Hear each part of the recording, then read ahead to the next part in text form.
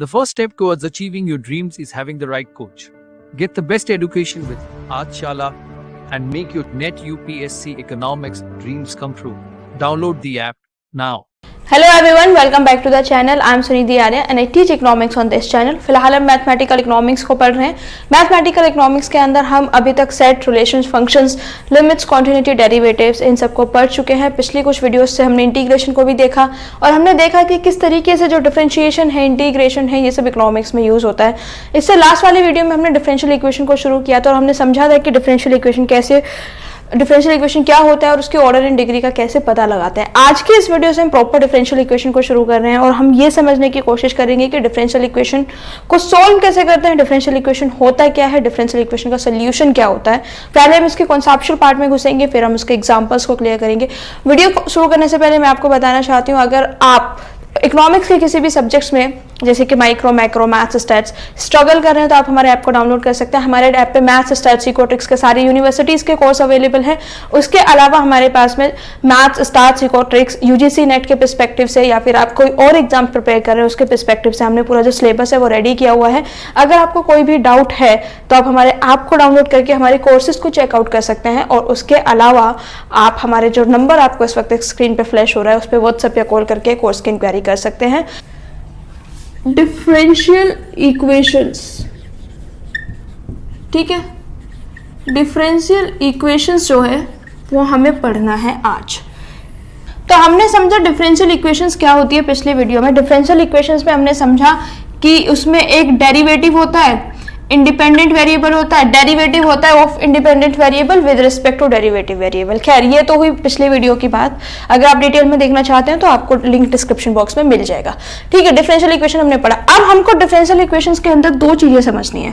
ठीक है, पहली चीज तो जो हमको समझनी है कि कैसे हम डिफरेंशियल इक्वेशन को बनाते हैं, यानी कि फॉर्मेशन ऑफ डिफरेंशियल इक्वेशन, ये हमको समझना है. सबसे पहले formation of differential equation. Formation of differential equation के बाद में हमें समझना है कि उसका सोल्यूशन हम कैसे करते हैं. क्योंकि अब हम इकोनॉमिक्स के पर्सपेक्टिव से पढ़ रहे हैं तो हमें इस पार्ट से डील नहीं करना है. हमें इस पार्ट से डील क्यों नहीं करना है? हमें इस पार्ट से डील इसलिए नहीं करना है कि जो जितनी भी डिफरेंशियल इक्वेशन है वो हमें बनी बनाई मिलेंगी, यानी कि जो उनका फॉर्मेशन है वो हमको हुआ मिलेगा. सोल्यूशन की बात करते हैं अब. Solution, what is the solution of a differential equation? What is solution of differential equation? ठीक है, ये हमको समझना है. लेकिन हम ये समझें what is the solution of differential equation, उससे पहले मैं समझना चाहती हूँ कि जब मैंने ये बोला कि 3x + 3 = 9 और अब इसमें से मुझे x का वैल्यू निकालना है, यानी कि इसको मुझे सॉल्व करना है, तो देखिए कैसे करते हैं. 3x = 9 में से 3 गए 6, x = 2. तो x = 2 is the solution of this equation. इतना सबको क्लियर होगा that x = 2 is the solution of 3x + 3 = 9. अब जरा x की वैल्यू इसमें रखिए. 3 × 2 + 3 = 9. 3 × 2 = 6 + 3 = 9. 9 = 9. ठीक है, क्या समझ में आया कि जब हमने सोल्यूशन को वापस इक्वेशन में रखा तो इक्वेशन सेटिस्फाई हो गई. सेम चीज यहाँ पे भी है डिफरेंशियल इक्वेशन में. हमने जब सॉल्व करके डिफरेंशियल इक्वेशन की वैल्यू निकालेंगे, जब पूरा सॉल्व कर देंगे, तो अगर उसको हम फिर से वापस इक्वेशन में रखेंगे तो वो इक्वेशन को सेटिस्फाई करेगा. यानी कि ये नॉर्मल इक्वेशन है, ये डिफरेंशियल इक्वेशन है, but concept is same. Differential equation को सॉल्व करने के बाद जो वैल्यू आएगी वो उस इक्वेशन को सेटिस्फाई करेगी. पहला पॉइंट. दूसरा पॉइंट, अगर हमारा n ऑर्डर का डिफरेंशियल इक्वेशन है, अगर हमारा n ऑर्डर का डिफरेंशियल इक्वेशन है तो इसको सोल्व करके n ही आर्बिट्ररी कांस्टेंट आने वाले हैं.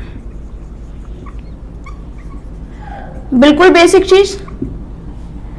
ठीक है, जितने भी बार उस इक्वेशन में डेरिवेटिव प्रेजेंट है, अगर उसमें 2 हाईएस्ट ऑर्डर का डेरिवेटिव प्रेजेंट है तो 2 आर्बिट्ररी कांस्टेंट बनेंगे. अगर 4 प्रेजेंट है तो 4 आर्बिट्ररी कांस्टेंट बनेंगे. 7 प्रेजेंट है तो 7 आर्बिट्ररी कांस्टेंट बनेंगे. ठीक है, इतने में कोई कंफ्यूजन नहीं होना चाहिए. अब आगे देखते हैं ये हमको पता चल गया कि सोल्यूशन क्या है डिफरेंशियल इक्वेशन का, आर्बिट्री कांस्टेंट कितने बनेंगे। अब हमको देखना है कि एग्जैक्टली सोल्यूशन होता क्या है। तो जो डिफरेंशियल इक्वेशन होती है उसके जो सोल्यूशन होते हैं वो दो तरीके के होते हैं। पहला जो सोल्यूशन होता है दैट इज जनरल सोल्यूशन, दूसरा जो होता है दैट इज पर्टिकुलर सोल्यूशन। ठीक है, एक होता है जनरल सोल्यूशन, एक होता है पर्टिकुलर सोल्यूशन। जब हमने किसी भी डिफरेंशियल इक्वेशन को सोल्व किया और सोल्व करने के बाद उसमें कांस्टेंट आए तो कांस्टेंट के साथ वो जनरल सोल्यूशन है।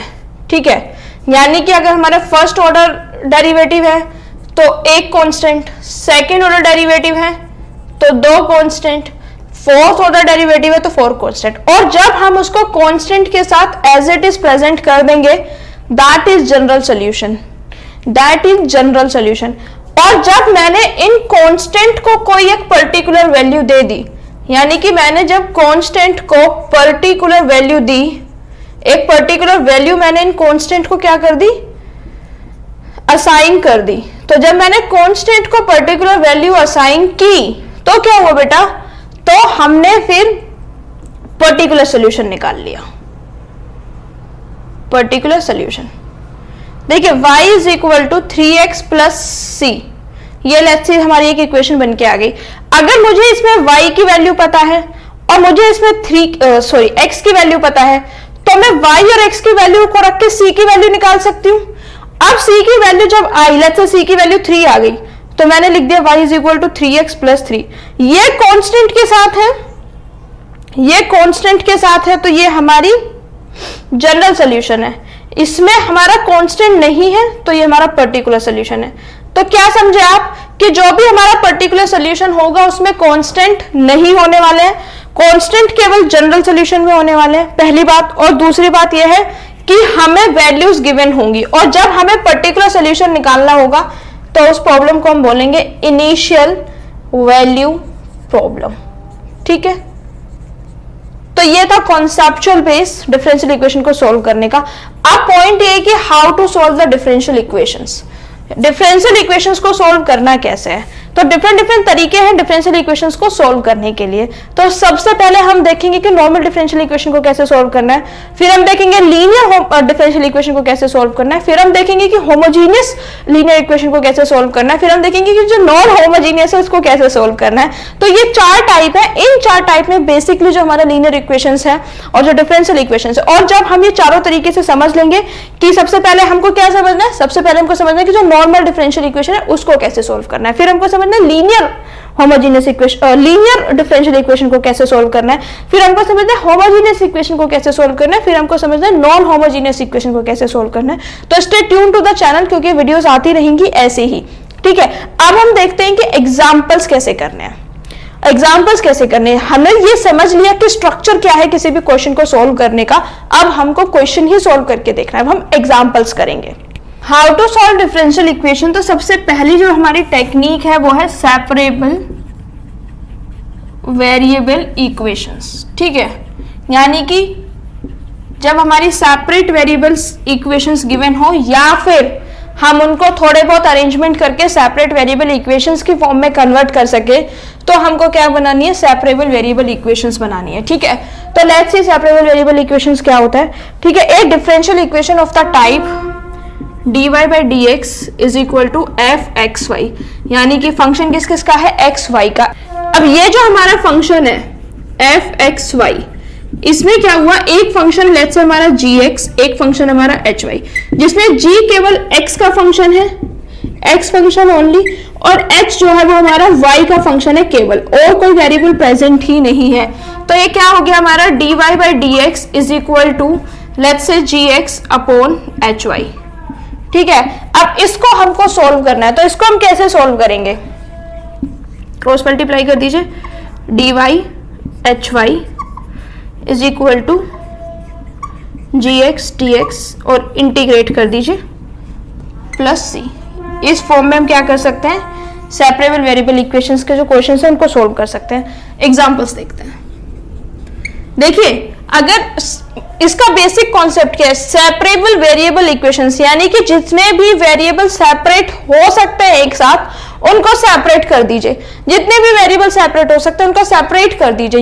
ये वेरिएबल है इसको सेपरेट कर दीजिए, ये वेरिएबल है इसको सेपरेट कर दीजिए, दोनों वेरिएबल को आपस में सेपरेट करके इंटीग्रेट कर दीजिए। बेसिक कॉन्सेप्ट ये है, ठीक है। अब एग्जांपल के थ्रू देखते हैं, बहुत बेसिक एग्जांपल से शुरू करते हैं। dy by D X is equal to X upon Y कीजिए, वाई वाई वाले एक साथ, तो वाई वाई वाले एक साथ आएंगे वाई डी वाई, ये एक साथ आएगा एक्स डी एक्स, ठीक है। यानी कि जितने भी वेरिएबल्स उसमें गिवन है, जितने भी क्या, दो ही वेरिएबल गिवन होंगे क्योंकि हमने क्या माना है, दो का फंक्शन है एक्स वाई, तो एक्स एक्स के सारे टर्म्स एक साथ, उसको डी एक्स के रेस्पेक्ट में इंटीग्रेट, वाई वाई वाले टर्म्स एक साथ, उसको वाई के रेस्पेक्ट में इंटीग्रेट, ठीक है।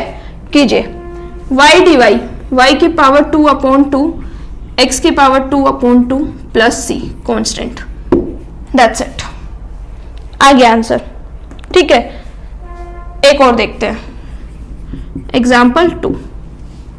एग्जाम्पल क्या है, x under root Y plus Y square D X is equal to Y under root 1 plus X square D Y, ठीक है। देखिए x और y के जो वेरिएबल्स है ना वो मिक्सअप हुए हैं, तो हमको क्या करना है, अलग अलग करना है। तो y y वाले एक तरफ कर लीजिए और x x वाले क्या कर लीजिए, एक तरफ कर लीजिए। यहाँ पे क्या है, dx है और x है, और यहाँ पे क्या है, y है और dy है। तो ये जो x का कंपोनेंट है इसको इधर ले आइए, और ये जो y का कंपोनेंट है उसको इधर ले आइए, ठीक है। तो क्या हो गया, x upon under root 1 plus X square D X is equal to, ठीक है, y upon under root 1 plus Y square is equal to D Y, sorry D Y. कुछ नहीं किया है हमने, केवल रीअरेंजमेंट किया है। और रीअरेंजमेंट में हमने क्या किया है, रीअरेंजमेंट में हमने सिंपली x की टर्म्स एक साथ, y की टर्म्स एक साथ, under root 1 plus X square को इधर ले आए, under root 1 plus Y square को यहाँ पे ले गए। अब इसको इंटीग्रेट कर दीजिए। देखिए इंटीग्रेट कैसे करेंगे, सिंपल सा तरीका है सब्स्टिट्यूशन के मेथड से। तो let's say 1 plus X square is equal to T, तो 2x dx is equal to dt, x dx की वैल्यू क्या आ गई, x dx is equal to 1/2 dt, ठीक है। यहाँ पे 1 प्लस वाई स्क्वायर को t रख दीजिए, 1 plus Y square is equal to T. चाहे तो आप कोई और भी वेरिएबल रख सकते हैं, लेकिन मैं सेम ही रख रही हूँ। 2y dy is equal to dt, तो y dy की वैल्यू क्या आ गई, y dy की वैल्यू आ गई dt डिवाइडेड बाय 2, ठीक है। सब्स्टिट्यूट कर दीजिए, x dx की जगह क्या लिख सकते हैं, 1/2 dt, तो x dx की जगह पूरा क्या लिख लेते हैं, 1/2 dt, फिर 1 plus X square t under root t, ठीक है, इज इक्वल टू, सेम इधर भी करना है, 1/2 रूट t dt। इंटीग्रेट कीजिए, 1/2 कांस्टेंट है उसको बाहर रख लीजिए, अंदर क्या बचा, 1/√ t dt, इधर भी 1/2, अंदर क्या बचा, 1/√ t dt, तो 1/2 t की power -1/2 dt is equal to 1/2 t की पावर -1/2 dt, ठीक है। तो t की पावर -1/2 को आप इंटीग्रेट कर दीजिए, तो t की power -1/2 plus 1 upon -1/2 plus 1 is equal to 1/2 t की power -1/2 plus 1 -1/2 plus 1, 1/2 into t की power 1/2 divide by 1/2 is equal to 1/2 into t की पावर 1/2 अपॉन 1/2, ठीक है। 1/2 इंटू 2 t की पावर 1/2, 1/2 इंटू 2, ये प्लस सी आएगा, इंटीग्रल कर दिया ना, 2 t की पावर 1/2 प्लस सी, 1/2 से 2 कैंसिल हो गया, 1/2 से 2 कैंसिल हो गया, क्या बचा, t की power 1/2 is equal to t की पावर 1/2 प्लस सी, t की पावर 1/2 है तो इंटीग्रल करके, सॉरी इसको अंडर रूट में कर देंगे, रूट टी प्लस सी। अब देखिए हमने रूट टी क्या माना हुआ है, यहाँ पे हमने 1 प्लस एक्स स्क्वायर माना हुआ है, तो 1 प्लस एक्स स्क्वायर, यहाँ पे क्या माना हुआ है, 1 प्लस वाई स्क्वायर, तो यहाँ पे 1 प्लस वाई स्क्वायर प्लस सी, ठीक है। इस तरीके से हमको सॉल्व करना है, हमको कुछ नहीं करना है, हमको सिर्फ जो वेरिएबल्स हैं उनको सेपरेट करने, एक्स एक्स वाले एक तरफ, वाई वाई वाले एक तरफ, एक्स को फिर dx के साथ, y को dy के साथ और साथ में रख के उनको इंटीग्रेट कर देना है। दैट्स इट, इतना ही सिंपल है। That's it for today's videos guys. I hope आपको मेरा वीडियो बहुत अच्छा लगा होगा, इन्फॉर्मेटिव लगा होगा। अगर आपको मेरा वीडियो अच्छा लगा तो please like it, share with your friends, subscribe to the channel और स्टे ट्यून्ड रहिए डिफरेंशियल इक्वेशन, डिफरेंस इक्वेशन और फिर हम जो मल्टीवेरिएट है पूरे का पूरा जो इक्वेशंस है उसको सोल्व करेंगे, पूरे का पूरा मैथ्स को सोल्व करेंगे। If you like the video please like it, share with your friends, subscribe to the channel. After subscribing make sure to hit the notification bell on, ताकि जब भी मैं वीडियो अपलोड करूँ वो जल्द से जल्द आपको मिले। Until next time, thank you so much.